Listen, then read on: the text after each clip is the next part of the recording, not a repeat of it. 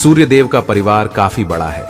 उनकी संध्या और छाया नाम की 2 पत्नियां और 10 संतानें हैं, जिसमें से यमराज और शनिदेव जैसे पुत्र और यमुना जैसी बेटियां शामिल हैं।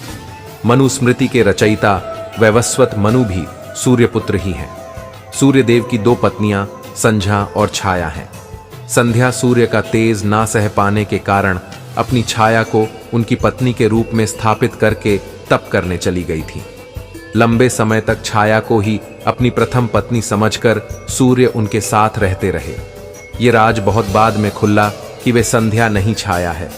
संध्या से सूर्य को जुड़वां अश्विनी कुमारों के रूप में 2 बेटों सहित 6 संतानें हुईं, जबकि छाया से उनकी 4 संतानें थीं। देवशिल्पी विश्वकर्मा सूर्य पत्नी संध्या के पिता थे और इस नाते उनके ससुर हुए।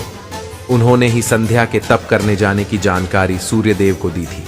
आज हम आपको बताएंगे सूर्य की 5 संतानों के बारे में।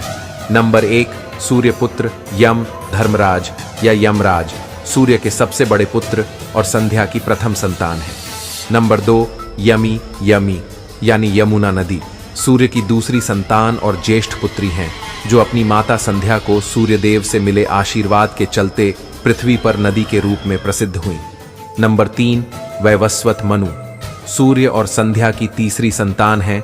वैवस्वत मनु मनवंतर के अधिपति हैं, यानी जो प्रलय के बाद संसार के पुनर्निर्माण करने वाले प्रथम पुरुष बने और जिन्होंने मनुस्मृति की रचना की।